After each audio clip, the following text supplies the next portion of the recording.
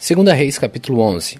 Assim que Atalha, mãe do rei Acasias, soube da morte do filho, deu ordens para que todas as pessoas da família real fossem mortas. Somente Joás, filho de Acasias, escapou. Ele ia ser morto junto com os outros, mas foi salvo pela sua tia Jeoseba, que era filha do rei Jeorão e meia-irmã de Acasias. Ela levou Joás e a sua babá para um quarto do templo e o escondeu de Atalia. Assim ele não foi morto. Durante 6 anos, Jeoseba cuidou do menino e o conservou escondido no templo, enquanto Atalia era a rainha.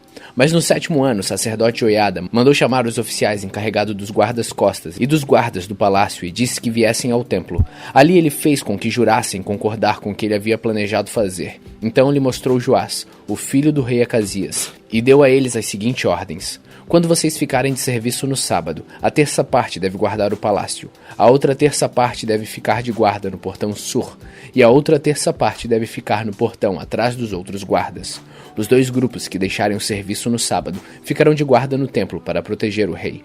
Vocês devem guardar o rei Joás com as espadas na mão e ir com ele a qualquer lugar onde ele for. Qualquer pessoa que chegar perto de vocês deve ser morta. Os oficiais obedeceram a ordem de Joiada e levaram a ele os seus soldados, isto é, os que saíam de serviço no sábado e os que entravam de serviço no sábado. Joiada entregou aos oficiais as lanças e os escudos que tinham sido do rei Davi e que haviam ficado guardados no templo. Ele pôs os soldados armados com espadas por toda a frente do templo, para protegerem o rei. Então Joiada levou Joás para fora, colocou a coroa na cabeça dele e lhe deu uma cópia da lei. Aí Joás foi ungido e apresentado como rei. O povo bateu palmas e gritou: "Viva o rei!" A rainha Atalia ouviu o barulho que os guardas e o povo faziam e foi até o templo onde todos estavam reunidos. Ela viu o novo rei perto da coluna, na entrada do templo, conforme era o costume. Ele estava rodeado pelos oficiais e pelos corneteiros, e todo o povo estava gritando de alegria e tocando trombetas. Em sinal de desespero, Atalia rasgou as suas roupas e gritou: "Traição! Traição!" O sacerdote Joiada não queria que Atalia fosse morta na área do templo, e por isso deu aos oficiais do exército a seguinte ordem: levem a rainha para fora, passando pelo meio das filas de guardas, e matem qualquer pessoa que tentar salvá-la. Então eles a prenderam e levaram para o palácio, e ali, no portão dos cavalos, ela foi morta. O sacerdote Joiada fez uma aliança entre o Senhor Deus e o rei e o povo, a fim de que eles fossem o povo de Deus. Fez também um acordo entre o rei e o povo. Então o povo foi até o templo do deus Baal e o derrubou. Eles despedaçaram os altares e os ídolos e ali, em frente dos altares, mataram Matã, o sacerdote de Baal. Joiada pôs os guardas no templo, e então ele, os oficiais, a guarda pessoal do rei e os guardas do palácio levaram o rei do templo para o palácio, e o povo todo foi atrás. Joás entrou pelo portão da guarda e sentou-se no trono. Todo o povo estava feliz, e a cidade de Jerusalém ficou calma depois que Atalia foi morta no palácio. Joás tinha 7 anos de idade quando se tornou rei.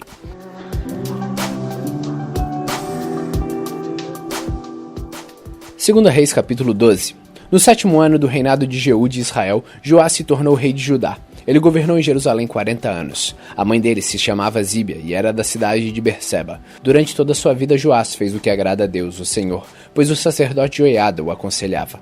No entanto, os lugares pagãos de adoração não foram destruídos, e o povo continuou a oferecer sacrifícios e a queimar incenso ali. Joás chamou os sacerdotes e mandou que eles juntassem todo o dinheiro recolhido no templo, isto é, os pagantes pelos sacrifícios, os impostos do templo, o dinheiro das promessas e as ofertas voluntárias. Cada sacerdote era responsável pelo dinheiro trazido pelas pessoas que ele servia, e o dinheiro era para ser usado nos concertos do templo. Mas no ano 23 do reinado de Joás, os sacerdotes ainda não haviam feito nenhum concerto. Por isso Joás chamou Joiada e os outros sacerdotes e lhes perguntou: "Por que vocês não estão consertando o templo? De agora em diante não fiquem com o dinheiro que receberam, mas entreguem para que os concertos possam ser feitos." Os sacerdotes concordaram com isso e também concordaram em não ficarem encarregados de fazer os concertos no templo. Então Joiada pegou uma caixa, fez uma abertura na tampa e pôs a caixa perto do altar, do lado direito de quem entra no templo. Os sacerdotes que tomavam conta da entrada punham na caixa todo o dinheiro dado pelos adoradores. Quando viam que já havia muito dinheiro na caixa, o secretário do rei e o grande sacerdote vinham, contavam o dinheiro e punham em sacos. Depois de registrarem a quantia certa, eles entregavam o dinheiro aos homens que estavam encarregados do trabalho no templo. E estes pagavam os carpinteiros, os construtores, os pedreiros e os cortadores de pedras. Também compravam a madeira e as pedras para os concertos e pagavam todas as outras despesas necessárias. No entanto, nenhuma parte do dinheiro era usada usada para se fazerem taças de prata, bacias, trombetas, tesouras de aparar pavios de lamparinas ou qualquer outro objeto de prata ou de ouro. Todo o dinheiro era usado para pagar os trabalhadores e para comprar o material dos concertos. Os homens encarregados do trabalho eram honestos em tudo, e por isso não havia necessidade de pedir que prestassem contas do dinheiro. O dinheiro das ofertas para tirar culpas e das ofertas para tirar pecados não era colocado na caixa, mas ficava com os sacerdotes. Nessa época, o rei Hazael da Síria atacou a cidade de Gate e a conquistou. Depois resolveu atacar Jerusalém. O rei Joás de Judá pegou todas as ofertas que Josafá, Jeorão e Acasias, que haviam sido reis antes dele, haviam separados para Deus, o Senhor. Junto com essas ofertas, ele pôs as suas próprias ofertas e todo o ouro que havia no tesouro do templo e do palácio e mandou tudo como presente para o rei Hazael. Então Hazael desistiu de atacar Jerusalém. Todas as outras coisas que o rei Joás fez estão escritas na história dos reis de Judá. Os oficiais do rei Joás fizeram uma revolta contra ele. Então 2 deles, Josacar, filho de Simeate, e Josabade, filho de Somer, o mataram na casa construída no aterro que havia sido feito no lado leste da cidade de Jerusalém, na estrada que desce para a cidade de Sila. Joás foi sepultado nos túmulos dos reis, na cidade de Davi, e o seu filho Amazias ficou no lugar dele como rei.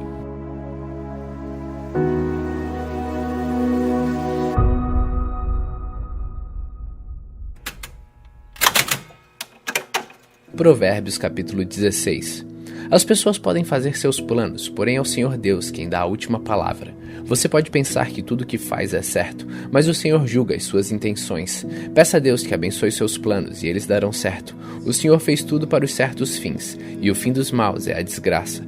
O Senhor detesta todos os orgulhosos, eles não escaparão do castigo de jeito nenhum. Quem é bom e fiel recebe o perdão do seu pecado, e quem teme o Senhor escapa do mal. Se a nossa maneira de viver agrada a Deus, Ele transforma os nossos inimigos em amigos. Ser honesto e ter pouco é melhor do que ter muito lucro com desonestidade. A pessoa faz os seus planos, mas quem dirige a sua vida é Deus, o Senhor. O rei fala com autoridade divina, ele não erra nos seus julgamentos. O Senhor fez os pesos e as medidas, por isso quer que sejam usados com honestidade. Os reis não toleram o mal, porque o que torna forte um governo é a justiça. O rei se alegra em ouvir a verdade e ama os que dizem coisas certas. Quando o rei fica com raiva, há perigo de morte, mas o sábio o acalma. Quando o rei fica contente, há vida, a sua bondade é como a chuva da primavera. É melhor conseguir sabedoria do que o ouro, é melhor ter conhecimento do que a prata. As pessoas honestas se desviam do caminho do mal. Quem tem cuidado com a sua maneira de agir, salva a sua vida. O orgulho leva a pessoa à destruição, e a vaidade faz cair na desgraça. É melhor ter um espírito humilde e estar junto com os pobres, do que participar das riquezas dos orgulhosos.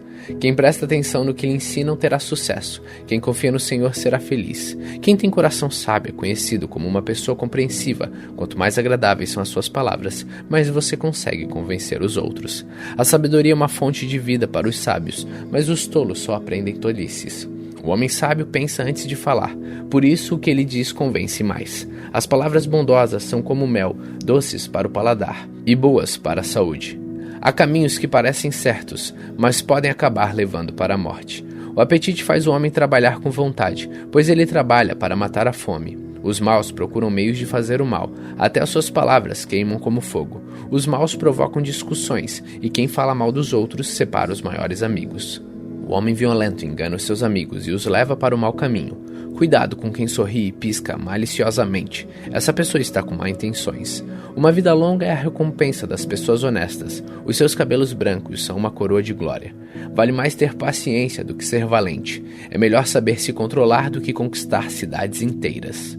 Os homens jogam os dados sagrados para tirar sorte, mas quem resolve mesmo é Deus, o Senhor.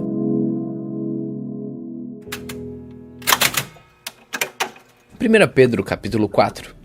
Por isso, assim como Cristo sofreu no corpo, vocês também devem estar prontos, como ele estava para sofrer. Porque aquele que sofre no corpo deixa de ser dominado pelo pecado. Então, de agora em diante, vivam o resto da sua vida aqui na terra de acordo com a vontade de Deus, e não se deixem dominar pelas paixões humanas. No passado, vocês já gastaram bastante tempo fazendo o que os pagãos gostam de fazer.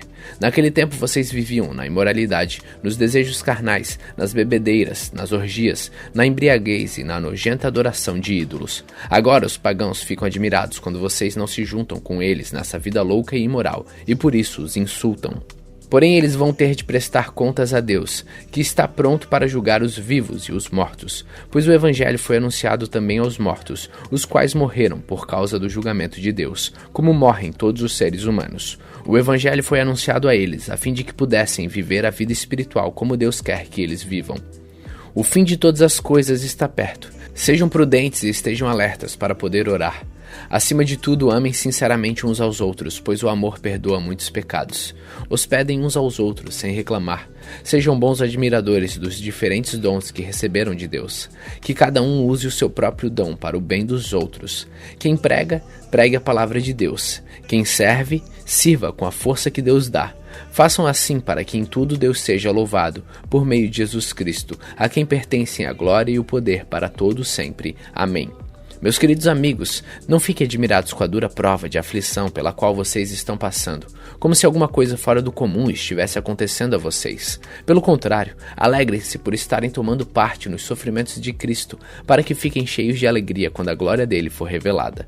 Vocês serão felizes se forem insultados por serem seguidores de Cristo, porque isso quer dizer que o glorioso Espírito de Deus veio sobre vocês. Se algum de vocês estiver de sofrer, que não seja por ser assassino, ladrão, criminoso, ou por se meter na vida dos outros. Mas se alguém sofrer por ser cristão, não fique envergonhado, mas agradeça a Deus o fato de ser chamado por esse nome. Pois o tempo de começar o julgamento já chegou, e os que pertencem ao povo de Deus serão os primeiros a serem julgados. Se esse julgamento vai começar conosco, qual será o fim daqueles que não creem no Evangelho de Deus? Como dizem as Escrituras Sagradas, se é difícil os bons serem salvos, o que será daqueles pecadores que não querem saber de Deus? Por isso, os que sofrem porque esta é a vontade de Deus para eles, devem, por meio das suas boas ações, entregar-se completamente aos cuidados do Criador, que sempre cumpre as suas promessas. 1 Pedro capítulo 5.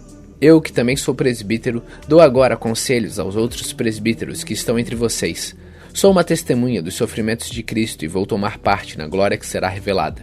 Aconselho que cuidem bem do rebanho que Deus lhe deu e façam isso de boa vontade, como Deus quer, e não de má vontade. Não façam seu trabalho para ganhar dinheiro, mas com o verdadeiro desejo de servir.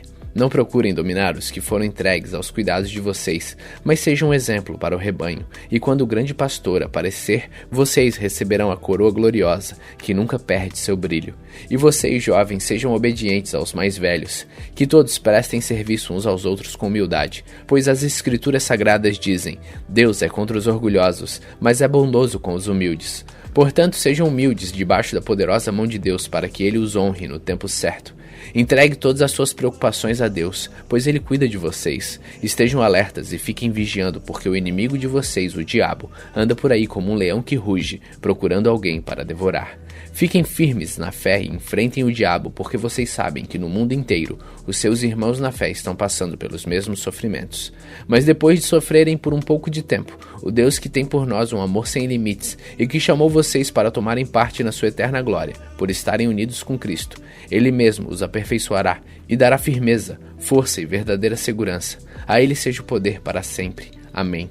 Escrevo para vocês esta pequena carta com a ajuda de Silas, a quem eu considero um fiel irmão na fé. Quero animá-los e dar meu testemunho de que as bênçãos que vocês têm recebido são uma prova verdadeira da graça de Deus. Continuem firmes, pois, nessa graça.